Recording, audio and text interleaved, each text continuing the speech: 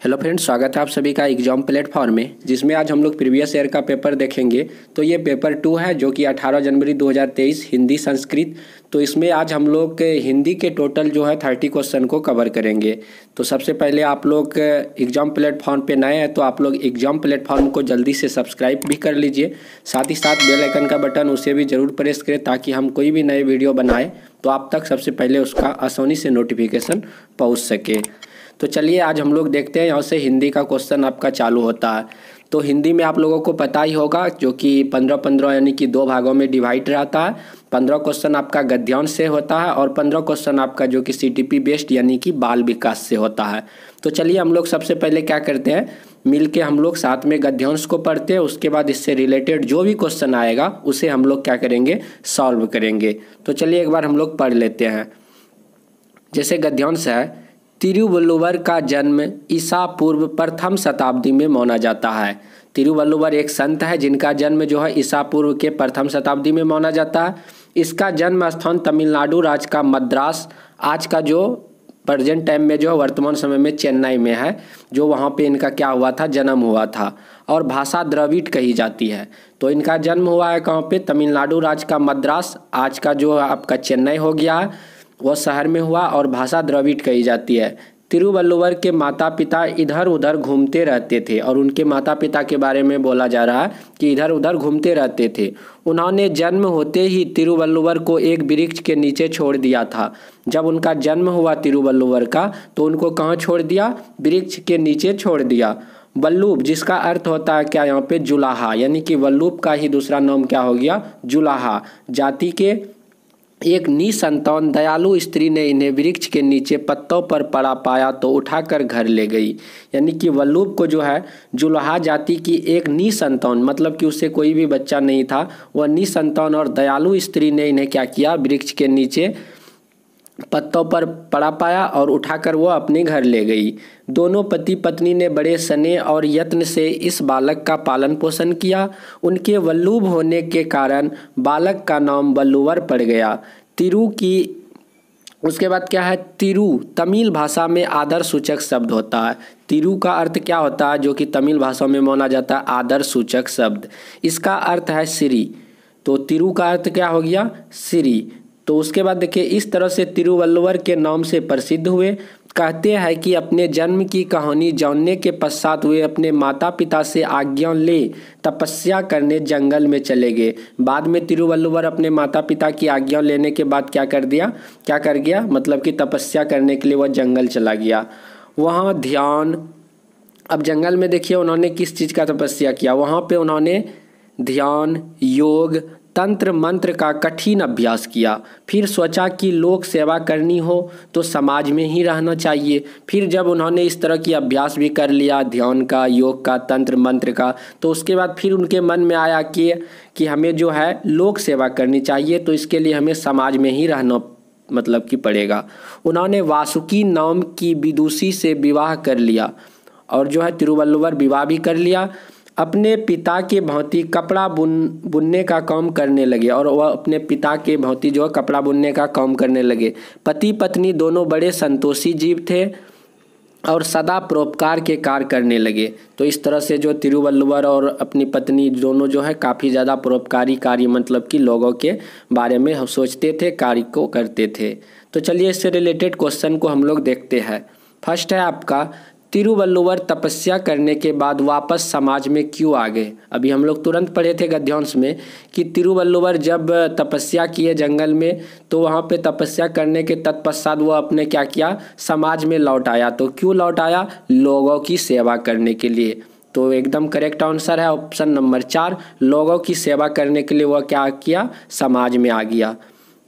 उसके बाद अगला क्वेश्चन है आपका, तिरुवल्लुवर की पत्नी का क्या नाम था, विदुषी, वासुकी, जानकी, वन देवी। तो वह एक विदुषी नामक जो है महिला से, स्त्री से क्या किया था, विवाह किया था, तो उसका नाम वासुकी है। तो ऑप्शन नंबर 2 आपका बिल्कुल राइट आंसर है।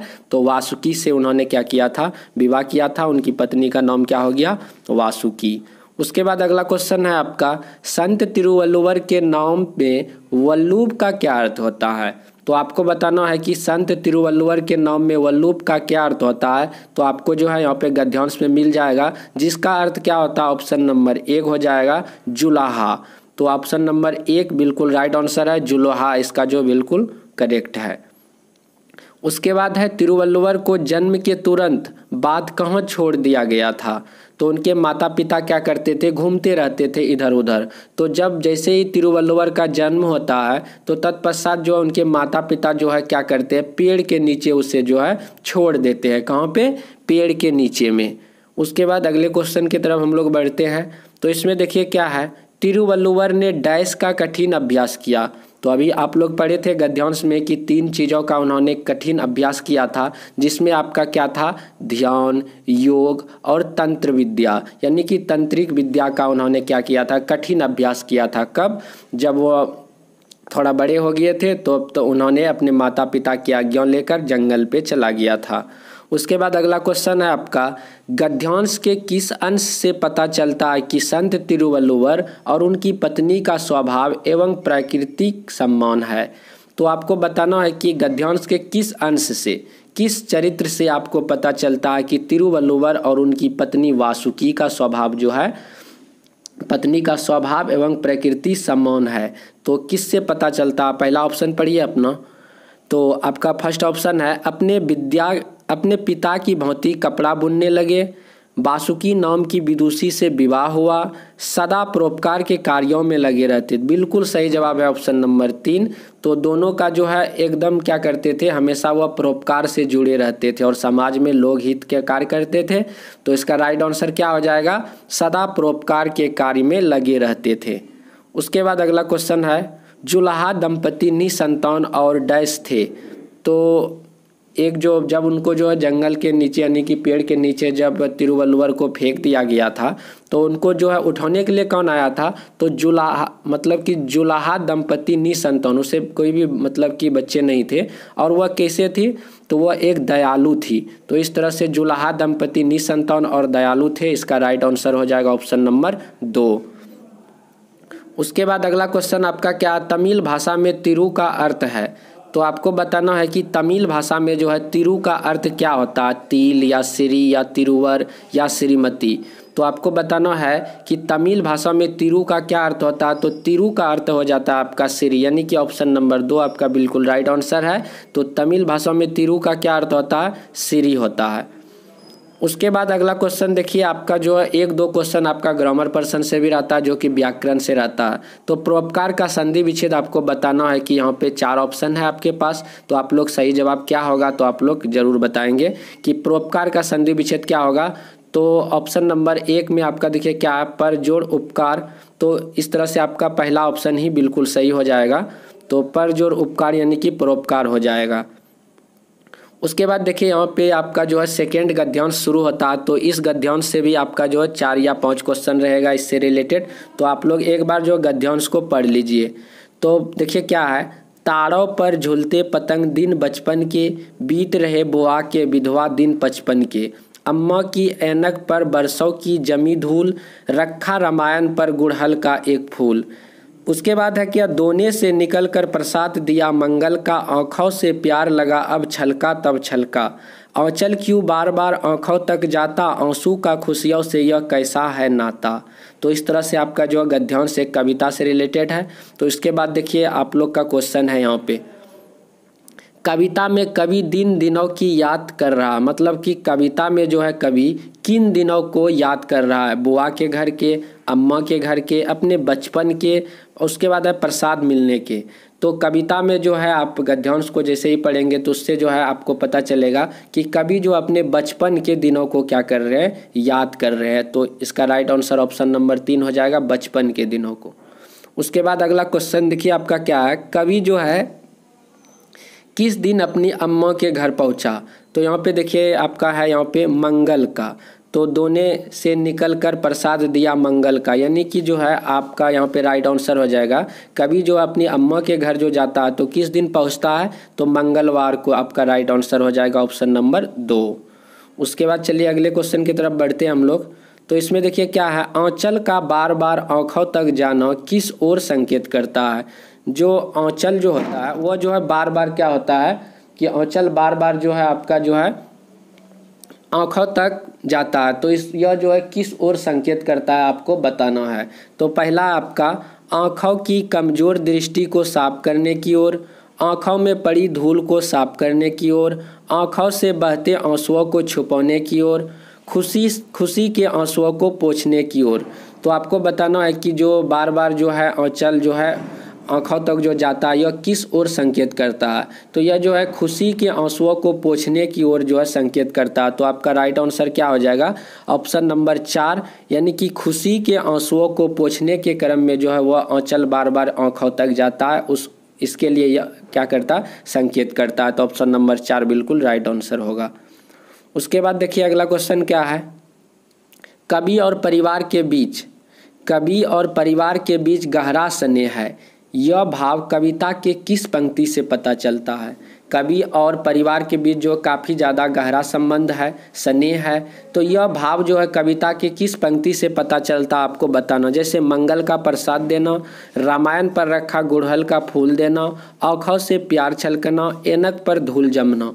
तो कवि और परिवार के बीच काफ़ी ज़्यादा मतलब कि गहरा यानी कि स्नेह को दिखाता है। तो यह जो कविता के जो है जैसे आँख से प्यार का छलकना, इस पंक्ति से जो है इसका जो है भाव निकलकर सामने आता है। ऑप्शन नंबर 3 बिल्कुल राइट आंसर हो जाएगा, आँख से प्यार का छलकना। उसके बाद अगले क्वेश्चन की तरफ बढ़ते हम लोग, कौन सा शब्द समूह से भिन्न है। तो आपको बताना है कि कौन सा समूह जो है यानी कि शब्द जो है समूह से भिन्न है। जैसे ऐनक है, रामायण है, पतंग है, उसके बाद क्या है, छलका। तो देखिए ऐनक, रामायण, पतंग ये सारे जो एक तरह से कहीं ना कहीं आपका नाउन जैसा आपका लग रहा है, संज्ञा है। यहाँ से अलग क्या हो जाएगा, छलका आपका बिल्कुल ही अलग हो जाएगा, ऑप्शन नंबर 4। उसके बाद अगले क्वेश्चन की तरफ देखिए बढ़ते हम लोग, दिन शब्द में किस प्रत्यय का प्रयोग किया जा सकता है। तो जैसे दिन आपका यहाँ पे लिखा गया, इसमें कौन सा मतलब कि प्रत्यय का हम लोग प्रयोग करेंगे कि आपका जो है यहाँ पे इसका अर्थ भी एक तरह से बदल जाता है। तो प्रत्यय क्या होता है, प्रत्यय उस शब्दांश को कहते हैं हम लोग जो किसी शब्द के अंत में जुड़कर उस शब्द का क्या करता है, अर्थ को बदल देता है, वो आपका प्रत्यय हो गया। जस्ट इसका अपोजिट क्या हो जाता है, उपसर्ग। तो उपसर्ग आपका क्या हो गया, उपसर्ग उस शब्दांश को कहते हैं जो किसी शब्द के प्रारंभ में जुड़कर उस शब्द का क्या करता है, अर्थ को बदल देता है। तो यहाँ पे दिन आपका दिया गया है शब्द, तो दिन में कौन सा प्रत्यय लगाएंगे, एक, ईत, ई, आ। तो इस तरह से आपका जो एक प्रत्यय आप लोग लगा सकते हैं, तो क्या हो जाएगा, दैनिक बन जाएगा। तो इस तरह से दिन में कौन सा प्रत्यय लगाइएगा आप लोग, तो एक प्रत्यय यानी कि ऑप्शन नंबर 1 आपका बिल्कुल राइट आंसर हो जाएगा। उसके बाद देखिए आपका यहाँ से जो है CDP बेस्ड यानी कि बाल विकास, जो कि आपका 15 नंबर गद्यांश से आसपास रहता है क्वेश्चन, और 15 आपका जो है बाल विकास से संबंधित रहता है। तो चलिए इसे भी हम लोग देखते हैं। क्वेश्चन है आपका, भाषा प्रयोग के संदर्भ में लोगों के एक समूह द्वारा साझा किए जा रहे एक समान मानकों को किस रूप में लिया जाना चाहिए।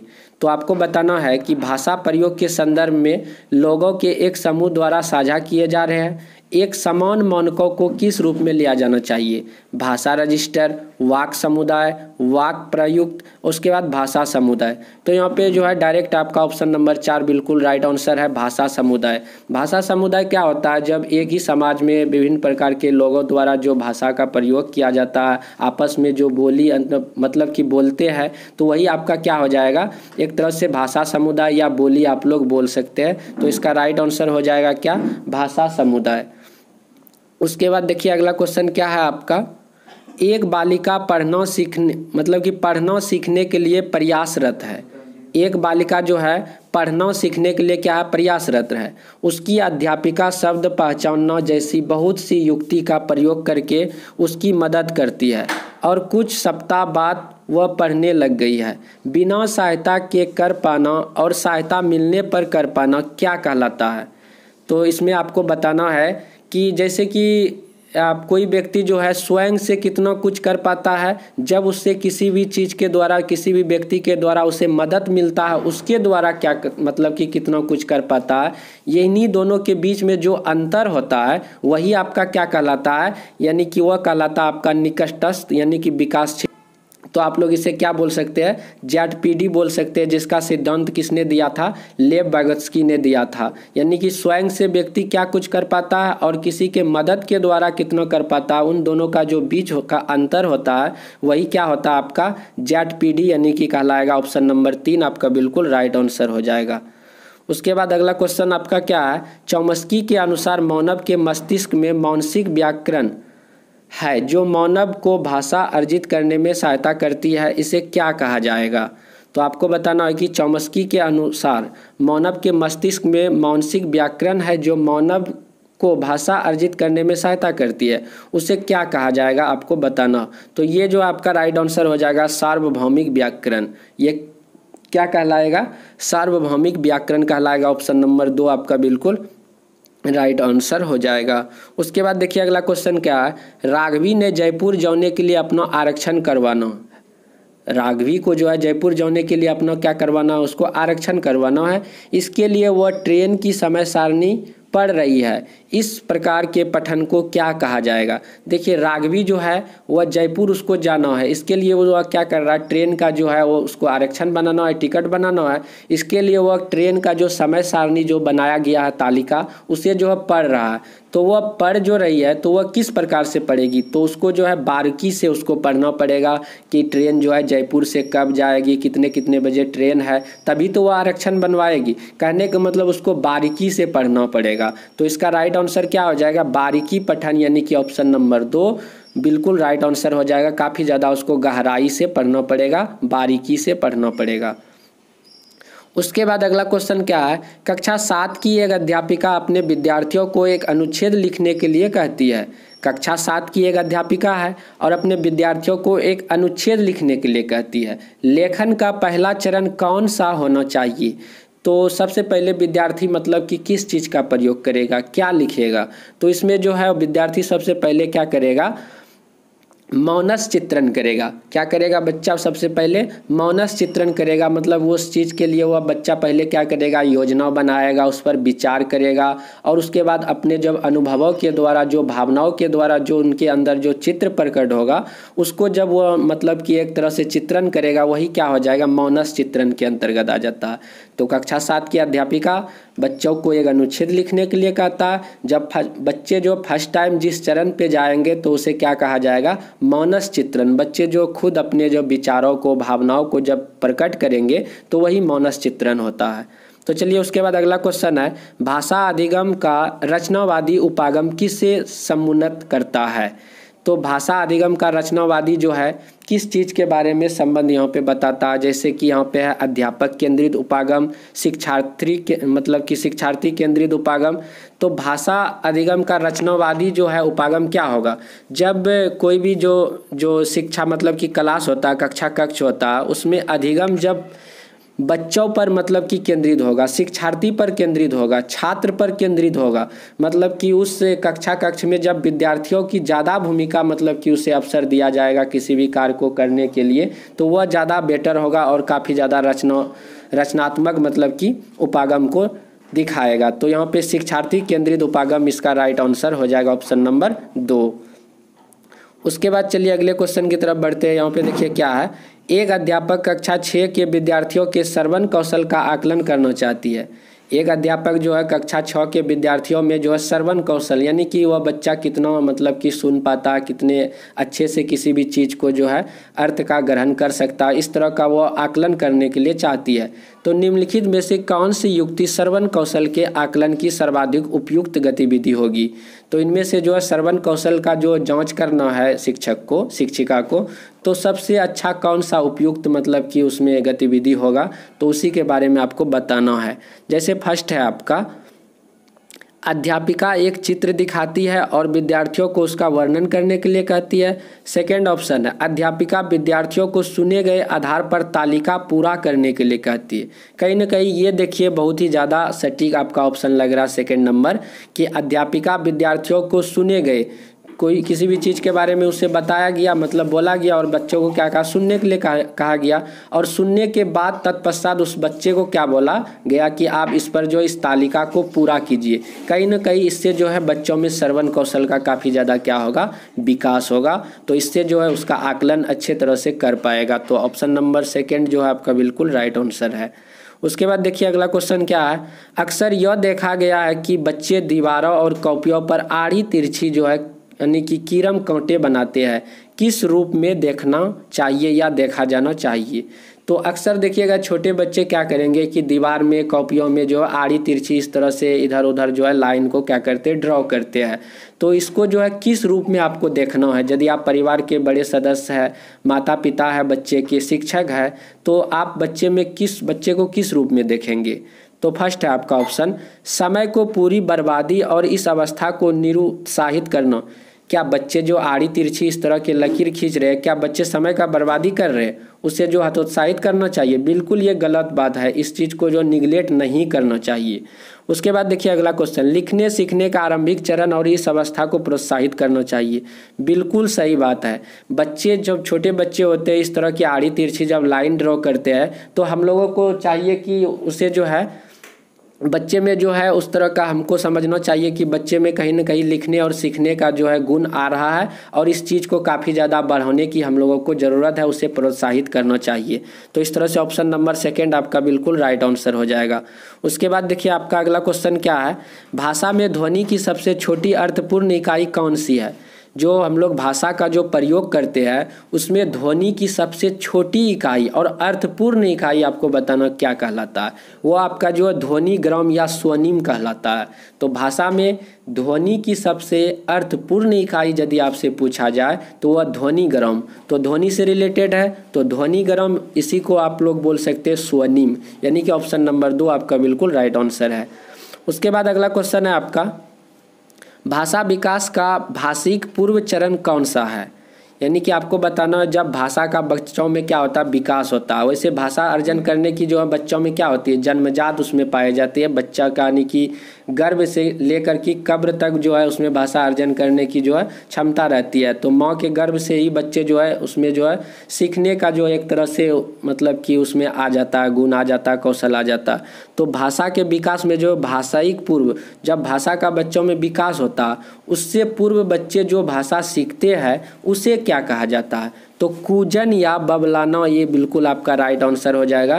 कूजन या बबलाना लगभग इसमें जो है बच्चे जो है बहुत ही छोटे यानी कि 4-5 महीने के बच्चे होते हैं, और उस टाइम में बच्चे जो है जैसे कि माँ, दा, की, ने इस तरह का वर्ड का जो प्रयोग करने लगते हैं, उसे ही हम लोग कूजन या बबलाना बोलते हैं। तो छोटे छोटे बच्चे रहेंगे तो देखिएगा बोलेगा माँ, माँ, दा। पहले तो एक ही अक्षर का वर्ड मतलब कि निकालते हैं, माँ, दा, की। फिर थोड़ा सा उससे जब बड़े होते हैं तो मामा बोलने लगते हैं, दादा बोलने लगते हैं, काका बोलने लगते हैं। इस तरह से जब भाषा विकास होता है उसके पूर्व चरण को क्या कहा जाता है, कूजन या बबलाना, यानी कि ऑप्शन नंबर 4 आपका बिल्कुल राइट आंसर है। उसके बाद अगला क्वेश्चन है आपका, वह भाषा अधिगम विधि जिसमें शिक्षार्थियों को अर्थपूर्ण बातचीत में भाग लेने के अवसर दिए जाते हैं और जीवन की वास्तविक स्थितियों का सामना करने के लिए उसे प्रोत्साहित किया जाता है, तो क्या कहलाता है। संरचनात्मक विधि, प्रत्यक्ष विधि, संप्रेषणात्मक विधि या व्याकरण अनुवाद विधि। तो जब बच्चे में भाषा अधिगम की काफ़ी ज़्यादा जो है कौशल विकसित हो जाते हैं, एक दूसरे से बात करने का उसे अवसर दिया जाता है, तो और अपने वास्तविक जो उसका जो रियल लाइफ होता है उसको जो है एक दूसरे से बातचीत करने के मतलब कि अवसर काफ़ी ज़्यादा उसे दिया जाता है, और इसको जो है प्रोत्साहित भी किया जाता है, तो वह क्या कहलाता है। यह जो आपका राइट आंसर हो जाएगा ऑप्शन नंबर 3, यानी कि संप्रेषणात्मक विधि। तो बात करने की जब मतलब कि कौशल आ जाती है, एक तरह से एक दूसरे के बातों को सुनते हैं, समझते हैं, तो आदान प्रदान करते हैं, तो वही आपका क्या हो जाएगा, संप्रेषण होता है। तो यह आपका राइट आंसर ऑप्शन नंबर 3 हो जाएगा। कौन सी विधि, संप्रेषणात्मक विधि आपका कहलाएगा। उसके बाद अगला क्वेश्चन आपका है, एक अध्यापिका ने देखा कि उसके विद्यार्थी अपने लेखन में वर्तनी की गलतियां कर रहे हैं। एक अध्यापिका ने अपने बच्चों में क्या देखा कि वर्तनी मतलब कि जो हिज्जे आपका जो है बच्चों का हिज्जे जो है काफ़ी ज़्यादा गलत हो रहा। उनकी इस समस्या के समाधान के लिए अध्यापक को कौन सी शिक्षण युक्ति का प्रयोग करना चाहिए। तो बच्चे को जब किसी भी प्रकार का वर्तनी लिखने के लिए कहा जाता है तो वह गलती करते हैं। तो इस समस्या का निदान करना है तो शिक्षक यानी कि अध्यापक कौन सी युक्ति का प्रयोग करेंगे? उच्चारण का अभ्यास, मौनस चित्रण, स्वस्वर पठन, श्रुत लेख। यानी कि इसमें जो है श्रुत लेख का जब वह इस्तेमाल करेंगे तो उससे बच्चों में जो है कहीं ना कहीं वर्तनी में जो गलतियां होती है, अशुद्धियां होती है, उसको सुधारने में काफ़ी ज़्यादा उससे क्या होगा, मदद मिलेगा। तो इसके लिए अध्यापक को क्या करना पड़ेगा, कौन सी युक्ति का सहारा लेना पड़ेगा? श्रुत लेख का इस्तेमाल करना पड़ेगा। उसके बाद अगला क्वेश्चन है, एक अध्यापिका विद्यालय पूर्व के बच्चों को बड़ी चित्रात्मक पुस्तकें पढ़ने के लिए देती है और फिर उन चित्रों के बारे में बताने के लिए कहती है। यह बच्चों को किस तरह से मदद करती है आपको बताना है। तो अध्यापक क्या करता है, विद्यालय के पूर्व बच्चों को जो बड़ी चित्रात्मक पुस्तकें पढ़ने के लिए देती है, उसके बाद जो फिर उस चित्र के बारे में बताने के लिए कहती है। तो बच्चों में जो है किस तरह का मदद मतलब कि कर रही है तो आपको बताना पड़ेगा। तो ये आपका राइट आंसर क्या हो जाएगा, प्रभावशाली संप्रेषक बनाने के लिए। इससे जो है काफ़ी ज़्यादा इफेक्टिव संप्रेषण का माध्यम बनेगा। तो जैसे बच्चे पहले उस चित्र को देखेंगे फिर उसके बारे में बताएंगे तो इसके जो है इससे क्या होगा, संप्रेषणात्मक यानी कि प्रभावशाली संप्रेषण बनेगा। उसके बाद अगला क्वेश्चन देखिए क्या है, एक ऐसी निर्देशात्मक विधि जिसमें दिए जा रहे भाषा निवेश का स्तर विद्यार्थियों के वर्तमान स्तर से कुछ ऊंचा है, क्या कहलाएगा? देखिए क्या है, एक ऐसी निर्देशात्मक ऐसा डायरेक्शन विधि दिया जाता है, डायरेक्शन दिया जाता है जो भाषा निवेश का स्तर जो है विद्यार्थियों के जो वर्तमान मतलब प्रेजेंट टाइम में उसका जो भाषा निवेश का जो स्तर है उससे कहीं ज़्यादा उसको दिया जाता है। तो ये क्या कहलाता है, ये जो आपका जो बोधगम्य निवेश आपका कहलाएगा। ऑप्शन नंबर 2 आपका बिल्कुल राइट आंसर हो जाएगा, क्या, बोधगम्य निवेश। उसके बाद अगला क्वेश्चन है आपका यहाँ से यानी कि लास्ट क्वेश्चन, निम्नलिखित में से कौन सी पठन बोध की युक्ति नहीं है? तो आपको बताना निम्नलिखित में से जो कौन सी पठन बोध की युक्ति नहीं है, अनुमान लगाना, सारांशीकरण, निष्कर्ष निकालना, संपादन। तो इनमें से आपको बताना है कि कौन सा ऑप्शन जो बिल्कुल राइट हो जाएगा। तो यहाँ पे जो है कौन सा मतलब कि बोध युक्ति नहीं है, तो अनुमान लगाना, किसी भी चीज़ पर जो है अनुमान जो लगाया जाता है वो जो है एक प्रकार का बोध युक्ति नहीं है। बट यहाँ पे रेस्ट आर जो आपका 3 ऑप्शन जो बचता है, सारांशीकरण, निष्कर्ष निकालना, संपादन करना, तो ये सारे जो है बोध की युक्ति हो जाती है, पठन बोध। तो इस तरह से यहाँ पे राइट आंसर आपका अनुमान लगाना। तो यहाँ पे हम लोग जो है हिंदी के टोटल 30 क्वेश्चन को कवर किया है। तो आप लोग अभी तक यदि चैनल पे नए हैं तो प्लीज़ आप लोग सब्सक्राइब भी कर लीजिए। और बहुत सारे वीडियो जैसे CDP, EVS, उसके बाद आपका हिंदी, संस्कृत, मैथ्स का डाला गया, तो आप लोग नहीं देखे उसे भी जा कर के आप लोग को प्लेलिस्ट में मिल जाएगा, तो वहाँ से आप लोग देख सकते हैं। तो चलिए हम लोग मिलते हैं अगले वीडियो में। जय हिंद, जय भारत।